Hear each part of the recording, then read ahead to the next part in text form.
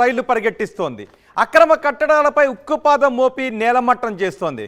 ఇప్పుడు అదే సమయంలో మన ఎన్కన్వెన్షన్ కూల్చివేసిన తరువాత ఇప్పుడు ఫాతిమా ఓవైసీ కాలేజీకి సంబంధించి పెద్ద ఎత్తున చర్చ జరుగుతోంది. ఓవైసీ బ్రదర్స్ ఇద్దరు కూడా స్పందించారు. ప్రభుత్వ నిర్మాణాలు ఉన్నాయి, నెక్లెస్ రోడ్ ఉంది, వీటిని కూడా కూల్చేస్తారంటూ ఆయన ప్రశ్నిస్తున్నారు. ఇప్పుడు ఎందుకు అంటే ఇప్పుడు మీరు ఆర్టీవీ స్క్రీన్ పైన చూస్తున్నారే, సలకం చెరువులో ఉంది ఈ ఫాతిమా ఓవైసీ కాలేజ్. పెద్ద కాలేజీని కూడా నిర్మించారు. బహుళ అంతస్తుల భవనాలతో ఈ కాలేజీని నిర్మించారు. ఈ కాలేజ్ పూర్తిగా ఎఫ్టీఎల్లోనే ఉంది, చెరువు లోపలికి ఉంది. ఇంకా ఎన్కన్వెన్షన్ అనేది చెరువును ఆక్రమించుకుని కట్టినట్టుగా మనకు కనిపిస్తూ ఉంటుంది. కానీ ఇది పూర్తిగా ఎఫ్టీఎల్, చెరువు లోపలకు ఉన్న దృశ్యాలు కూడా మనకి కనిపిస్తూ ఉంటాయి. అందుకే దీనిని కూడా కూల్చివేస్తారు అనే ప్రచారం జరుగుతోంది. ఇక్కడ ఫాతిమా ఓవైసీ మెడికల్ కాలేజీని రన్ చేస్తూ ఉన్నారు. పూర్తిగా చెరువు మొత్తాన్ని ఆక్రమించి కట్టిన కాలేజ్. అందుకే ఇప్పుడు ఓవైసీ బ్రదర్స్ అంటున్నారు, అవసరమైతే నన్ను కాల్చండి, చంపండి, కానీ కాలేజీని మాత్రం కూలగొట్టకండి అని.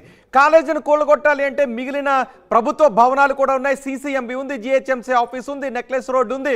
ఇవన్నీ కూడా కూలగొట్టిన తర్వాత కూలగొట్టిండి, వాటన్నిటిని కూడా కూలగొడతారని ఓవైసీ ప్రశ్నిస్తున్నారు. అందుకే ఫాతిమా ఓవైసీ కాలేజ్ దగ్గరకు ఆర్టీవీ ప్రతినిధి వెళ్ళారు. అక్కడ ఎటువంటి పరిస్థితి ఉందో క్షుణ్ణంగా వాటిని షూట్ చేశారు, అక్కడ పరిశీలించి వచ్చారు. మనం అక్కడ చూడొచ్చు, ఇదే ఫాతిమా ఓవైసీ కాలేజ్. ఇది పూర్తిగా చెరువులో ఉంది. ఈ చుట్టూ కూడా ఫెన్సింగ్ నిర్మించారు, ఈ చెరువు చుట్టూ కూడా ఫెన్సింగ్ నిర్మించారు. సో ఇవన్నీ చూసే మరొక్కసారి నేను ఈ బిల్డింగ్కి సంబంధించిన వివరాలు చూపిస్తాను. బిఫోర్ దట్ ఒకసారి మీకు శాటిలైట్ మ్యాప్స్ కూడా చూపిస్తాను.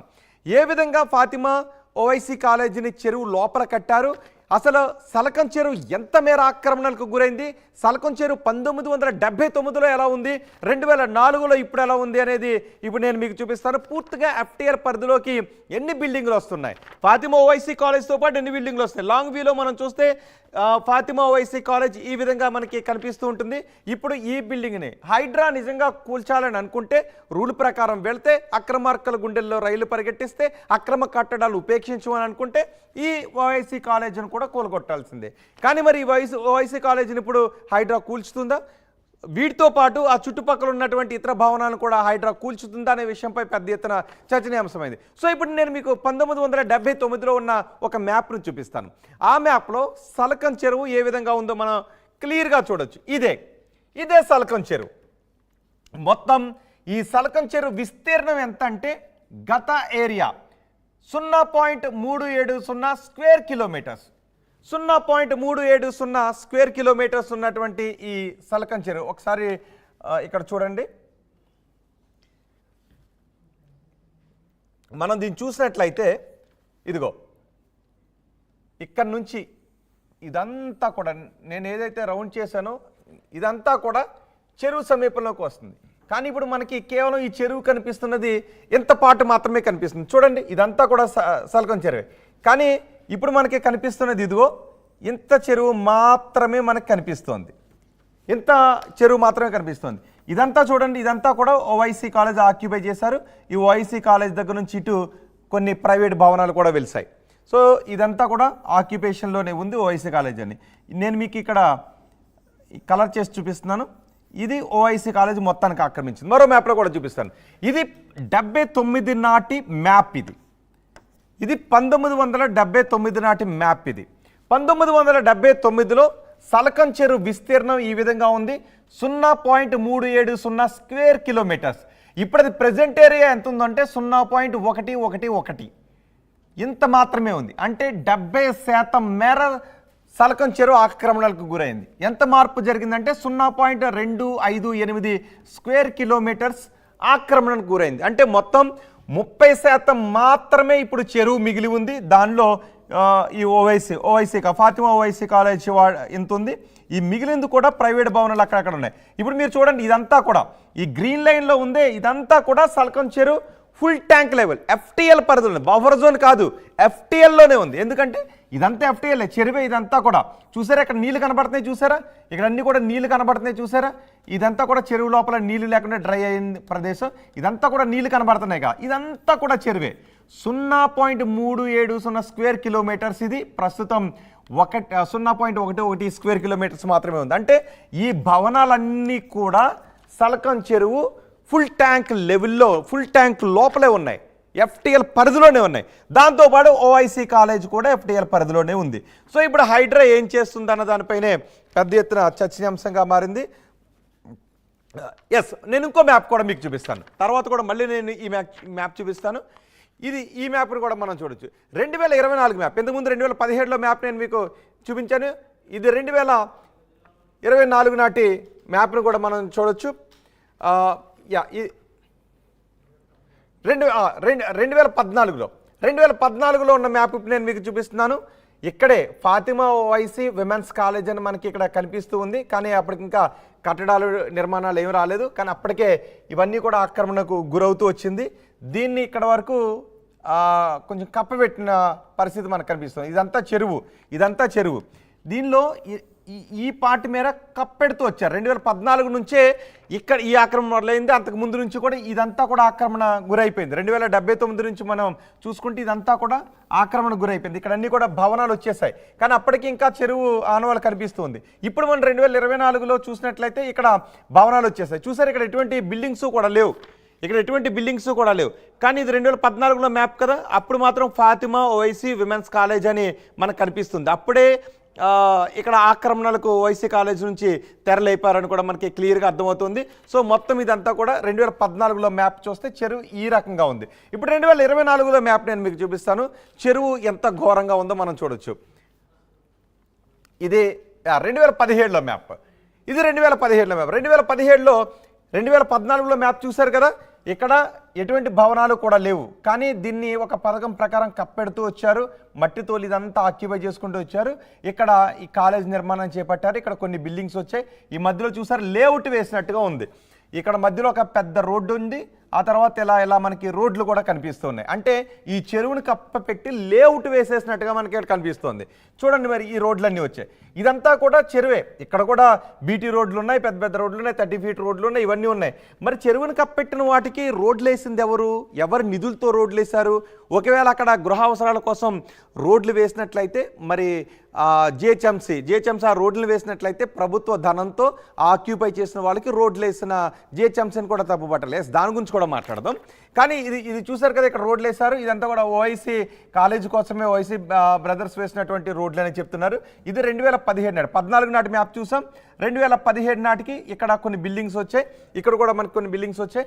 ఇవన్నీ కూడా ఇదంతా కూడా ఆక్యుపై అయిపోయింది. ఇక్కడ నుంచి ఒక మనకి రోడ్డు కనిపిస్తుంది. ఈ రోడ్డు నుంచి ఈ లోపలికి ఉన్నదంతా కూడా ఎఫ్టీఎల్ పరిధిలోనే. సో ఇదంతా కూడా ఆక్రమణ గురైపోయింది. ఇవన్నీ కూడా అక్రమ నిర్మాణాలే.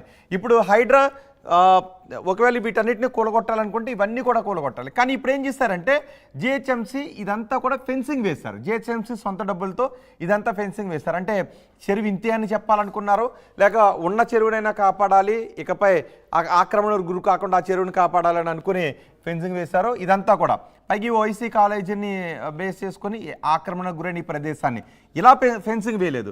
ఇక్కడ నుంచి ఇలా ఫెన్సింగ్ వేశారు. ఇదంతా కూడా ఫెన్సింగ్ వేశారు. ఇది 2017లో మ్యాప్. ఇక 2024 నెక్స్ట్ ఒక మ్యాప్ను కూడా చూపిస్తాను. ఇది 2024లో మ్యాప్. 2024లో మ్యాప్ ఒకసారి చూడండి. ఫాతిమా ఓవైసీ కాలేజ్ బిల్డింగ్లు ఇవి. ఇంతకుముందు నేను మీకు చూపించాను. సలకం చెరువు ఎంత కుచించుకుపోయిందో. 1979లో పెద్ద చెరువు మనకు కనిపించింది. కానీ ఇప్పుడు అది 70% కుచించిపోయి 70% ఆక్రమణలకు గురైపోయి చిన్న చెరువు మనకి కనిపిస్తూ ఉంది. సో ఇంత చెరువు మాత్రమే మనకు కనిపిస్తూ ఉంది. ఇవన్నీ కూడా అండ్ చూడండి ఒకసారి, పోనీ చెరువు ఇవన్నీ ఆక్రమించేసుకున్నారు అని అనుకుంటే చెరువు ఈ రకంగానైనా మనకు కనిపించాలి. కానీ ఈ చెరువును మళ్ళీ సగం ఇక్కడ నుంచి మనం ఇలా చూసుకుంటే సగం చెరువుని కప్పెట్టేస్తారు. కొన్ని రోజులు పోతే ఇదంతా కప్పెట్టేస్తారు. ఆ తర్వాత మెల్లగా ఇదంతా కప్పెట్టేస్తారు. ఇదంతా ఆక్యుపై చేస్తారు. ఈ హైడ్రా ఏదైతే లిస్ట్ రిలీజ్ చేస్తుందో 58 చెరువుల లిస్ట్ రిలీజ్ చేస్తుందో ఆ 58 చెరువుల లిస్టులోనూ సల్కం చెరువు కూడా ఉంది. ఒకసారి మరి ఇంత ఘోరమా? ఈ చెరువు అంతా కూడా ఇప్పుడు ఇది ఆక్యుపై చేస్తారు. ఈ చెరువు ఆనవాళ్ళైనా కనిపిస్తుంది. ఈ చెరువు మధ్యలో నుంచి కప్పెట్టుకుంటూ వెళ్ళిపోయారు అంటే చూడండి ఒకసారి, ఇంత మేర ఆక్రమణ గురైంది. ఇంకా మిగిలింది ఇంతవరకు కప్పెట్టిన వాళ్ళు మళ్ళీ ఇక్కడ నుంచి మొదలు పెడితే ఇది కూడా ఆక్యుపై చేసుకోవడం పెద్ద కష్టం కాదు. ఇక్కడ కూడా ఏదో కనిపిస్తూ ఉంది, ఒక కన్స్ట్రక్షన్ సంథింగ్ ఏదో కనిపిస్తుంది. ఇక్కడ ఈ లోపలికి చొచ్చుకొచ్చినట్టు ఇది బహుశా పార్క్ అయ్యి ఉంటుంది. జిహెచ్ఎంసీ వాళ్ళే ఏదైనా చేసి ఉంటారు, ఎందుకంటే ఇక్కడ గ్రౌండ్ లాగా కనిపిస్తుంది. కానీ ఇది చూడండి ఒకసారి ఎన్ని బిల్డింగ్లు ఉన్నాయో. ఎన్ని బిల్డింగ్లు ఉన్నాయో మనం లెక్క పెట్టడానికి అవకాశం లేనట్టుగా ఈ బిల్డింగ్లు అన్నీ ఉన్నాయి. ఫాతిమా కాలేజీ మాత్రం ఇది, ఈ పార్ట్లో ఫాతిమా కాలేజీ మనకు కనిపిస్తుంది. ఇవన్నీ కూడా ప్రైవేట్ వాళ్ళ భవనాలు.